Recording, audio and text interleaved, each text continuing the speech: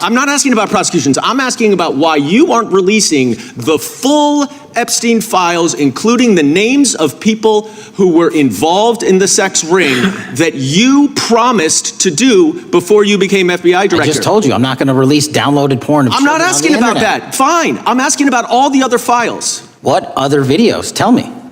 Tell me. That's what I'm asking. Tell me. You're saying there are no videos that would be relevant to anyone else involved in the Jeffrey Epstein sex ring. Pursuant to Mr. Acosta's collection of information based on the search warrants. That's all we have in our possession. And I'm asking you, but that stuff. That's all we got. I'm not asking all you got. I'm asking you in that stuff, there's nothing that's related to to any other sex traffic, any other people engaged with Epstein in underage sex. That's correct. To my knowledge, no. The high-stakes war over the Jeffrey Epstein files just hit a new level of intensity.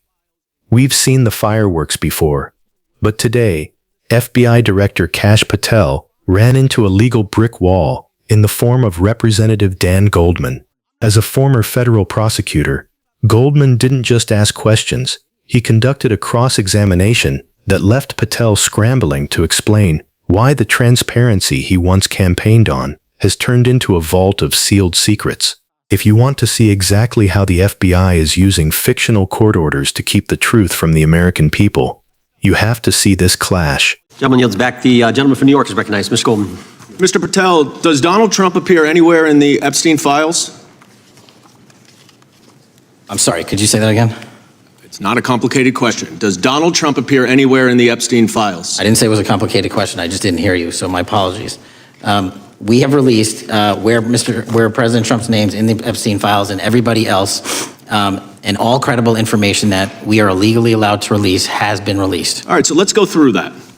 You're referring to court orders that prohibit you from releasing grand jury testimony under Rule 6E. Is that what you're referring to when you say as the law allows? That's a piece of it. Really? What other evidence do those three court orders you cited prohibit from being released?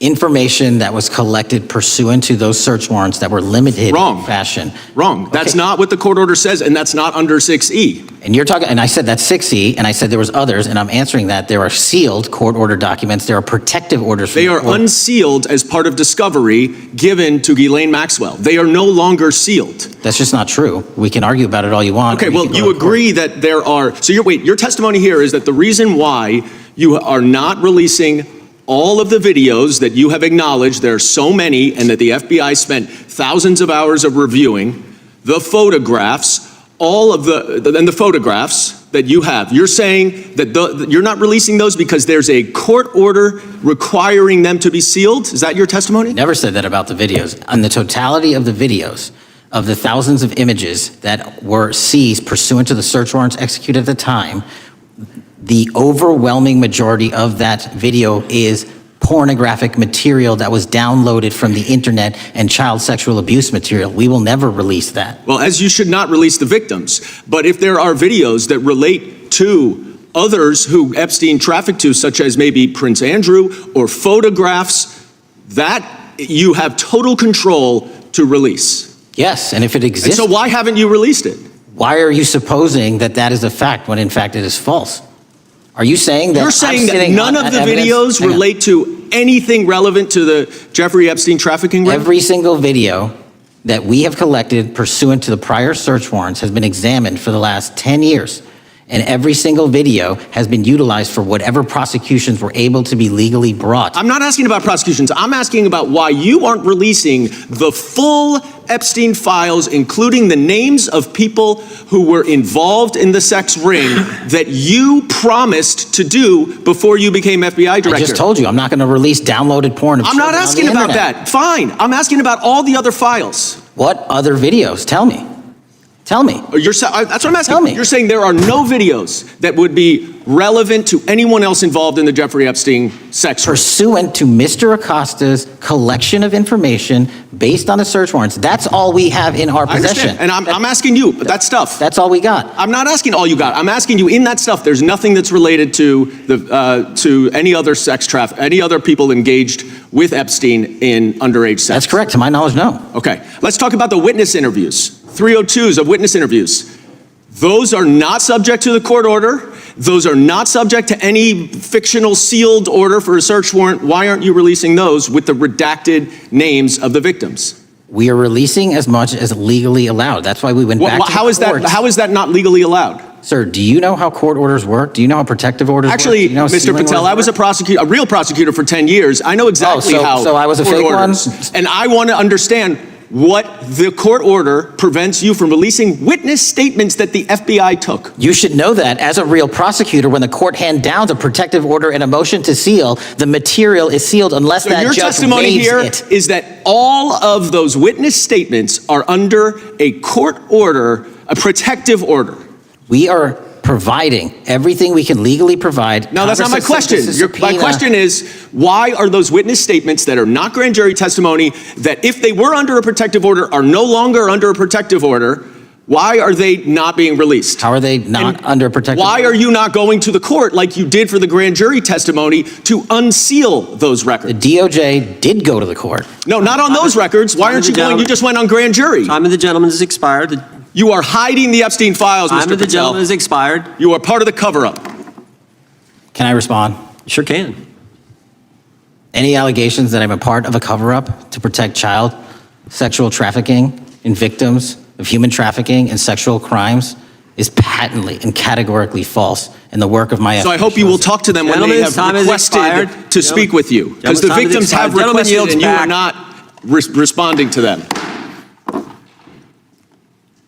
Director, yes or no? Is the The energy in the room shifted instantly when Goldman called out Patel's vague references to legal prohibitions.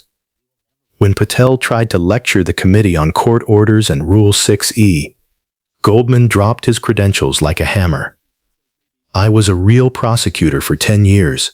I know exactly how court orders work. The exchange turned personal and bitter as Patel sarcastically fired back. So I was a fake one? But Goldman didn't take the bait. He stayed focused on the evidence, specifically the 302 witness interview forms. Goldman exposed the massive hole in Patel's defense.